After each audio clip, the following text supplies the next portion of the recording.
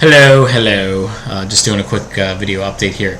Didn't do any record shopping today because obviously the Philadelphia road trip left me a little light. So just going to kind of go over some stuff that I have in my collection. This one goes out to Robert Ye, man who creates his own genres. This is definitely right up your alley. I'm going to talk about a few albums, like you said, psychedelic westerns, gothic doo-wop, dubstep, rockabilly, things like that. So we'll talk about it. I'm in Pittsburgh. I don't know if I think I might have mentioned that before. Not quite sure offhand. In the '60s, really there weren't a lot of bands that came out of Pittsburgh that were very, very popular. I mean, we definitely had our fair share of bands, but they definitely weren't as popular as some other areas were. So our DJs were definitely, a lot of people around here would go to see what they just call dances, where they would just play records, just hits of the day. And the DJs were probably as popular as rock stars. Even the funny thing is, the guy I'm about to talk about, his name's Mad Mike. When the Rolling Stones first came to Pittsburgh on their first American tour, Mad Mike was actually doing a show. There was about 3,000 people that went to go see him, and only about 250 that went to go see the Rolling Stones. So just to kind of put that into perspective, definitely they were a lot bigger. So kind of how I discovered this guy, again, Mad Mike.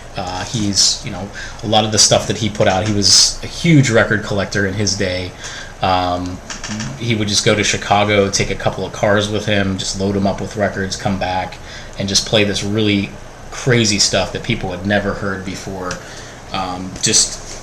It was just amazing. I mean, it was kind of, a lot of the stuff was from that weird period of music where you have your Buddy Holly and the Big Bopper and your Chuck Berry with original rock music, and then there was that period between there and the Beatles. So there was a lot of music that came out during that time, but just not, people really don't talk about that. 58 I think was the magic year. Of course, I think that's when the Alley Oop with the Hollywood Argyles came out. So just kind of, to put that time frame into perspective, that's sort of what he focused on. So a lot of kind of the earlier, it was very weird music that didn't really get a lot of airplay, but yet he was playing the stuff on the radio. So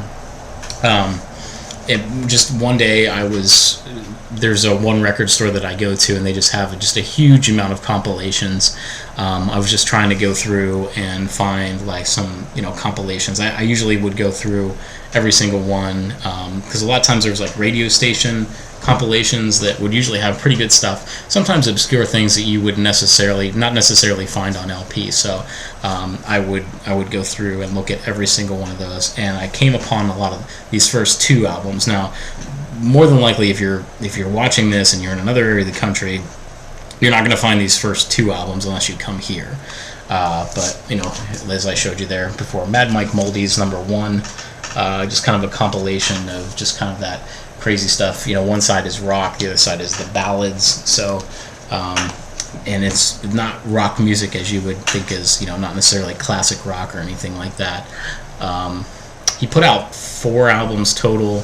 There was volume 1, 2, 3. There was some legal issues with it, so it didn't happen. And then there was volume 4, and then 5, and then 6 did the same thing. So there was only really about 4 of these that really came out.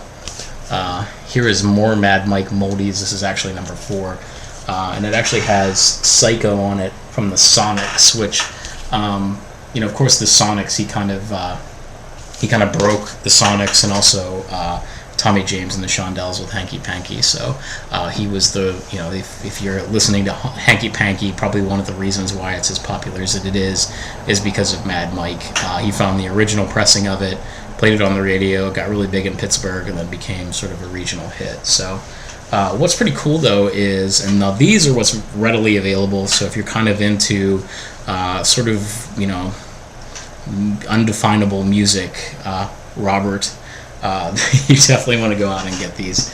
These came out on Norton Records, so if you're really familiar with Norton's output, they slip right in there with it. So here's Mad Mike Monsters #1, just really awesome gatefold. The liner notes actually go across all 3 of them, which I will show you. This one, of course, has Sonics for Psycho, leads off #1 track. There's also some stuff from the radio, from his actual radio show that he did, which was pretty cool. But these came out, I believe, in 2008, so they're a couple years old. But you can, they're still in print, so you can still find these.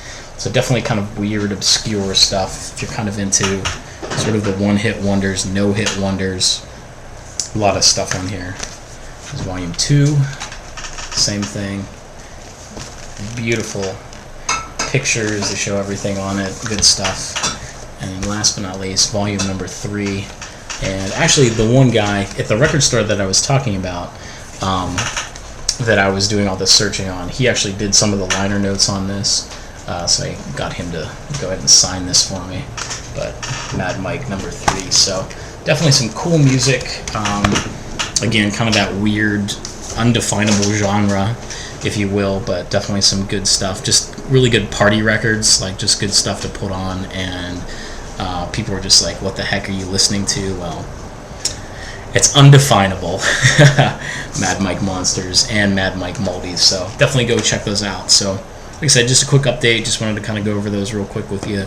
Definitely if you're, if you do any, you can get those pretty cheap. I think they're about $12 or so on Norton Records. So if if you're looking for something cool to get, definitely check those out. So we'll see you tomorrow, so take care.